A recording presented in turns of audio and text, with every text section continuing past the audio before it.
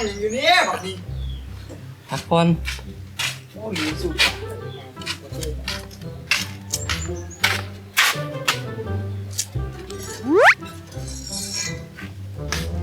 บักนี่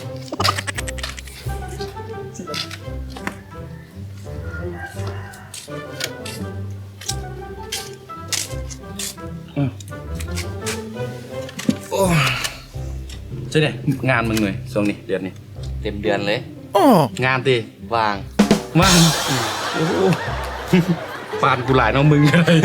ว่างเมื่อเดือนกูก็เลยเดือนนี้ รู้สึกว่างานหลาย ข้อมือมาเนี่ย เอาไหมสูบไหม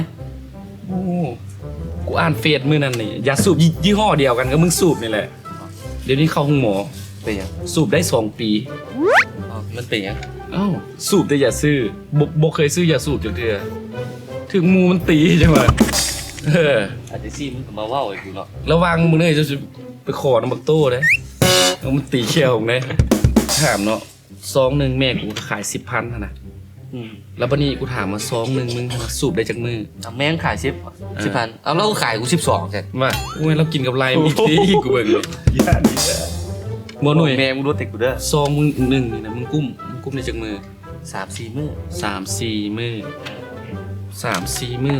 10,000แล้วกูถามมึงสูบได้จากปีละ 10 ปีหลัง 10 ปี10 ปีเบิ่งลบบวกลบคูณหารมันก่อน10 ปี3 มือ 10,000 เดือนหนึ่งมี30 มือถึก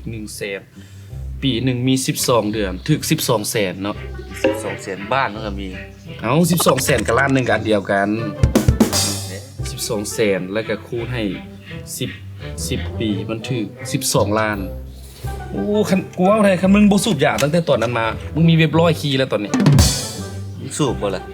บ่ มึงมีรถขี่บ่ นะ มึงก็บอกกูอย่าง ข่าวเว้ยมียอดสอนอีก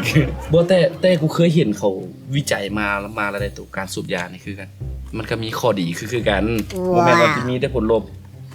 ไอ้ข้อดีเปล่าชุดฟังเมือง อันที่หนึ่งข้อดีมันคือนี่แหละบ่เท่าเนาะอันที่สองก็คือแบบว่าโจรบ่ค่อยขึ้นเฮือน ว่าจัน เอ้ามันคือละไอตลอดเนาะเป็นปอดโจรบ่มาขึ้นเฮือนผู้ใดสิกล้าขึ้น เนี่ยความมึงที่เราไอ้ออกเลยอะ ล้านอหย่างก็บ่เท่านี่มึงว่าย้อนหยัง เป็นยัง ตายก่อนเดี๋ยวตายก่อนอยู่ มึงมาแซงตัวเลยมันจังดิ เอ้าเห็นจังกูจะบ่ว่าคันเศร้าได้ก็ดี ก็ว่าละ ฮะฉันสอบเก็บงานก่อน ไป เก็บงาน ถ่ย แล้วยังบ่มีงานมาเก็บงานอีก